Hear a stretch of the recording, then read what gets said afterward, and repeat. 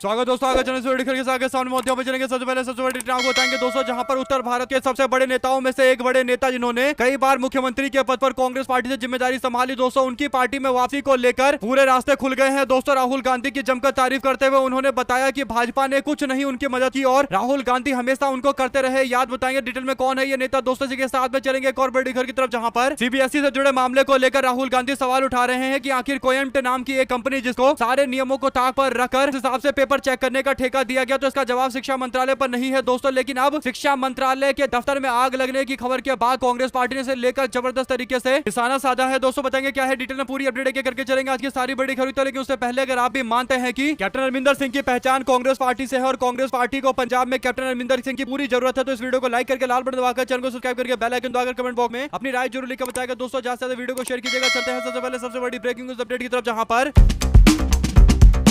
10 साल तक कांग्रेस पार्टी के मुख्यमंत्री रहे और कई बार कांग्रेस पार्टी के प्रदेश अध्यक्ष की जिम्मेदारी और कई बार नेता विपक्ष की जिम्मेदारी संभालने वाले कैप्टन अमरिंदर सिंह जो 2022 के विधानसभा चुनाव के बाद बीजेपी में चले जाते हैं दोस्तों। और जाने का सबसे बड़ा कारण यह था कि ईडी ने एक केस दर्ज किया था 2016 में उनके बेटे के ऊपर और फेमा से जुड़े हुए मामले पर, यानी फॉरेन एक्सचेंज मैनेजमेंट एक्ट से जुड़े मामले को लेकर इन पर और इनके बेटे रनिंदर के खिलाफ मामला दर्ज किया गया था, जिसके बाद लगातार एक के बाद एक समन भेजे गए और बाद में वो पार्टी में शामिल हो गए, यानी कांग्रेस छोड़कर चले गए। तो और एक और बड़ी नाराजगी ये थी कि कांग्रेस पार्टी ने उनको मुख्यमंत्री के पोस्ट से हटाकर रणजीत सिंह चन्नी को नेतृत्व दे दिया था। इसके बाद दोस्तों कैप्टन अमरिंदर सिंह ने कांग्रेस पार्टी में आने को लेकर अपने रास्ते क्लियर कर दिए हैं दोस्तों। कैप्टन अमरिंदर सिंह का एक ऐसा बयान आता है जिसे साफ पता चल रहा है कि कुछ ही दिनों में, कुछ एक दिनों के अंदर ही कैप्टन अमरिंदर सिंह वापस से कांग्रेस पार्टी में आ जाएंगे दोस्तों। ऐसा इसलिए कहा जा रहा है क्योंकि कैप्टन ने बयान देते हुए कहा कि राहुल गांधी ने मुझे इस साल जन्मदिन पर बधाई दी और अभी मेरे भाई राजा रणधीर सिंह का निधन हुआ तो राहुल गांधी ने ऐसे करके अफसोस जताया। बीजेपी के किसी नेता ने कोई मैसेज मुझे नहीं किया और राहुल गांधी ने खुद मुझे मैसेज किया था। ये बात कैप्टन अमरिंदर सिंह बोल रहे हैं दोस्तों। और कैप्टन अमरिंदर सिंह केवल इतना भी बोल सकते थे कि राहुल गांधी मेरी परवाह करते हैं, मेरे बारे में चिंता करते हैं और मेरे को लेकर मैसेज भी करते हैं, अफसोस जताते हैं और बधाई भी देते हैं, तो राहुल गांधी मुझसे जुड़े हुए हैं। लेकिन वो आगे ये भी कहते हैं कि बीजेपी का कोई नेता उनसे अफसोस तक नहीं जताया था और किसी नेता ने उनको मैसेज तक नहीं किया था, यानी कांग्रेस पार्टी के नेता राहुल गांधी कैप्टन अमरिंदर सिंह की आज भी परवाह करते हैं दोस्तों। क्योंकि कैप्टन अमरिंदर सिंह उस तरीके के नेता है जिन्हें लेकर कोई उम्मीद नहीं थी लोगों को कि वो कांग्रेस पार्टी छोड़कर जाएंगे और उससे बड़ी बात कि कभी बीजेपी में जाएंगे दोस्तों। और बीजेपी में पूरी तरीके से निष्क्रिय भी रहे हैं, यानी कोई काम उन्होंने किया नहीं है और भारतीय जनता पार्टी केवल चेहरे के तौर पर कैप्टन अमरिंदर सिंह का इस्तेमाल करती है और कैप्टन अमरिंदर सिंह को कोई काम भी नहीं करने देती दोस्तों। और इसे पता चलता है कि शायद कैप्टन अमरिंदर सिंह भी केवल चेहरे के तौर पर ही बीजेपी में गए हैं, उनका भी बीजेपी में मन लगता नहीं है और कैप्टन अमरिंदर सिंह के बेटे के ऊपर मामला अभी भी चल रहा है दोस्तों। कैप्टन अमरिंदर सिंह ने कुछ दिनों पहले बोला था कि भारतीय जनता पार्टी के लोग पार्टी के बारे में उनसे आकर नहीं पूछते और इसके अगले ही दिन उनको ईडी का नोटिस चला गया था। तो ऐसा लग रहा है कि कैप्टन साहब वापस से अपनी पार्टी में शामिल होने की तैयारी कर रहे हैं दोस्तों। राहुल गांधी की उन्होंने तारीफ भी की है, तो बातचीत तो चल ही रही है। लेकिन कैप्टन अमरिंदर सिंह कांग्रेस पार्टी में आएंगे तो एक बात क्लियर है कि कांग्रेस पार्टी में अब मुख्यमंत्री के चेहरे पर तो कई सारे आगे नाम चल रहे हैं, जिसमें चरणजीत सिंह चन्नी का नाम भी काफी आगे है। तो ऐसे में दोस्तों सवाल यह है कि मुख्यमंत्री कौन बनेगा, लेकिन उससे पहले सबसे बड़ा सवाल यह है कि राज्य में सरकार बनानी है और सरकार बनानी है तो कैप्टन अमरिंदर सिंह को साथ में लाना पड़ेगा और कैप्टन अमरिंदर सिंह के साथ में उनके कई सारे समर्थक पार्टी से जुड़ेंगे, क्योंकि उन्होंने पंजाब लोक कांग्रेस बनाकर बीजेपी में अपनी पार्टी का विलय करवाया था। तो अगर वो वापस बीजेपी से निकलेंगे तो उनके सारे नेता कैप्टन के साथ बाहर आएंगे दोस्तों और उसके बाद बीजेपी से अलग होकर ये वापस से कांग्रेस पार्टी में आएंगे तो कांग्रेस पार्टी में प्रभावशाली होंगे, इसमें कोई दो राय नहीं है। अगर आप भी मानते हैं कि कैप्टन साहब की वापसी कांग्रेस पार्टी में होनी चाहिए, कांग्रेस पार्टी के खांटी नेताओं में से एक माने जाते हैं, यानी कट्टर नेताओं में से एक माने जाते हैं, इसीलिए कांग्रेस पार्टी से ही कैप्टन साहब का नाम जोड़कर देखा जाता है और हमेशा जोड़कर देखा जाना चाहिए। अब टाइम आ चुका है उनका पार्टी में शामिल होने का, तो अपनी राय जरूर लिखकर बताएगा दोस्तों। चलते हैं एक और बड़ी अपडेट की तरफ, जहां पर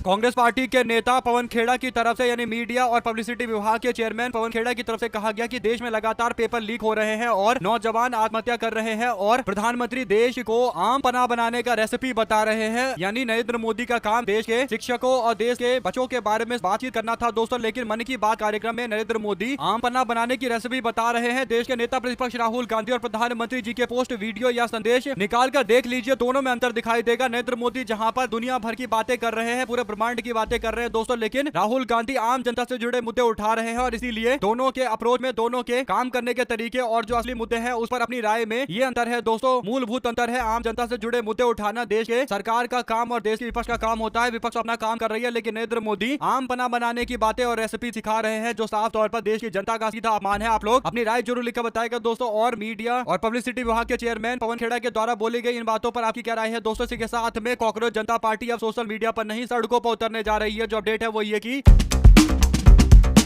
युवाओं के आधारित सोशल मीडिया आंदोलन कॉकरोच जनता पार्टी के संस्थापक अभिजीत दीपके ने केंद्रीय शिक्षा मंत्री धर्मेंद्र प्रधान के इस्तीफे की मांग को लेकर 6 जून को दिल्ली में शांतिपूर्ण आंदोलन करने की घोषणा की है। वर्तमान में अमेरिका में रह रहे दीपके ने सोमवार को इंस्टाग्राम के जरिए संदेश भेजा छात्रों को और समर्थकों को कि अब विरोध प्रदर्शन सड़कों पर होगा और परीक्षा संबंधित गड़बड़ियों और विवादों ने देश भर के लाखों छात्रों को प्रभावित किया है और जवाबदेही अकाउंटेबिलिटी तय करनी पड़ेगी। शिक्षा मंत्री की दीपके ने कहा कि अब समय आ गया है कि हम सभी संविधान के मार्ग पर चलते हुए एकजुट होकर शांतिपूर्ण तरीके से आवाज उठाए और यदि हम सब मिलकर अपनी आवाज उठाएंगे आगे रखेंगे तो इसे नजरअंदाज नहीं किया जा सकता। दीपके ने बताया कि 6 जून को सुबह दिल्ली पहुंचेंगे और उन्होंने समर्थकों से एयरपोर्ट पर उनका स्वागत करने और सामूहिक रूप से पार्लियामेंट स्ट्रीट पुलिस स्टेशन जाकर जंतर मंतर पर शांतिपूर्ण तरीके से प्रदर्शन करने की अनुमति मांगने की अपील की है। दोस्तों उनका कहना है कि आंदोलन पूरी तरीके से संविधान और लोकतांत्रिक मूल्यों के तहत शांतिपूर्ण तरीके से होगा। इंस्टाग्राम पोस्ट के जरिए छात्रों के भविष्य का मुद्दा उठाते हुए उन्होंने कहा कि शिक्षा मंत्री से हम इस्तीफे की मांग करते हैं। ऑनलाइन अभियान में 8 लाख से ज्यादा लोगों ने हस्ताक्षर करके सिग्नेचर कर दस्तखत करके कहा था कि शिक्षा मंत्री को पोस्ट से हटाया जाए। पोस्ट में कहा गया कि नीट हो, सीबीएसई हो, सीयूईटी हो या फिर एसएससी जीडी की परीक्षाएं हो, इन सारे मामले में 1 करोड़ से अधिक छात्रों के भविष्य को प्रभावित किया गया है। संगठन ने आरोप लगाया कि इन मामलों में पर्याप्त जवाबदेही यानी अकाउंटेबिलिटी फिक्स नहीं हो रही है, यानी शिक्षा मंत्री का जवाब देने की जिम्मेदारी होती है। उन्हें बताना चाहिए कि अगर वो सही से पेपर नहीं करवा पा रहे तो उनको अपने पोस्ट पर रहने का अधिकार किसने दिया है। शिक्षा मंत्री का जो काम होता है वो नहीं कर पा रहे तो अपने पोस्ट से इस्तीफा दे या फिर उनको पोस्ट से हटाया जाए। 2 ही तरीके हो सकते हैं, क्योंकि जब 24 में पेपर लीक नहीं रोक पाए तो 26 में नहीं रोक पाए तो अभी आगे क्या रोक पाएंगे। साथ साथ दोस्तों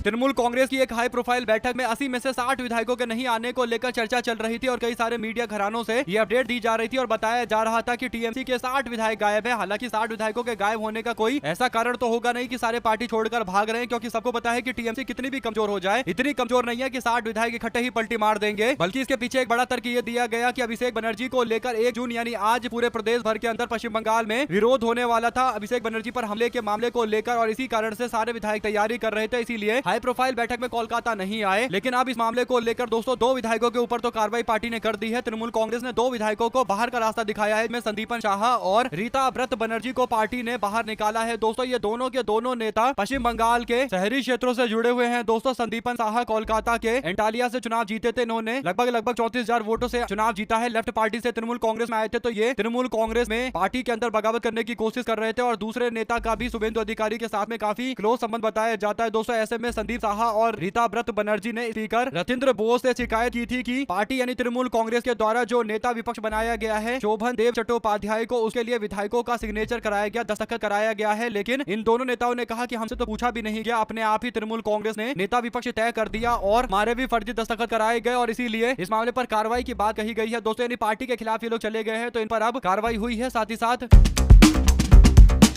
देश की जनता को हर सुबह उठते ही महंगाई का डोज मिलना पूरी तरीके से परमानेंट हो चुका है। दोस्तों एक ऐसा ही मामला फिर सामने आया देश भर के अंदर महंगाई के बीच में, होटल हो, रेस्टोरेंट हो या फिर ढाबा संचालकों से जुड़ा पूरा मामला हो। दोस्तों 19 किलोग्राम वाले कमर्शियल सिलेंडर के दाम यानी एलपीजी के दाम 42 रुपए बढ़ा दिए गए हैं। इस बढ़ोतरी के बाद कारोबारी की लागत बढ़ने वाली है, यानी पैसे और ज्यादा लगेंगे कारोबार करने के लिए या होटल रेस्टोरेंट के बिजनेस में। तो इसका सीधा मतलब यह है कि आम जनता को अब सामान काफी महंगा मिलने वाला है। दोस्तों खाने पीने का सामान और ज्यादा महंगा मिलने वाला है। आप लोग इस पर अपनी राय जरूर लिखा बताएगा। हमारे साथ लगातार जुड़े रहे दोस्तों का बहुत बहुत धन्यवाद। देख रहे थे आपका चले जय हिंद जवाहर। ज्यादा वीडियो को शेयर कीजिए।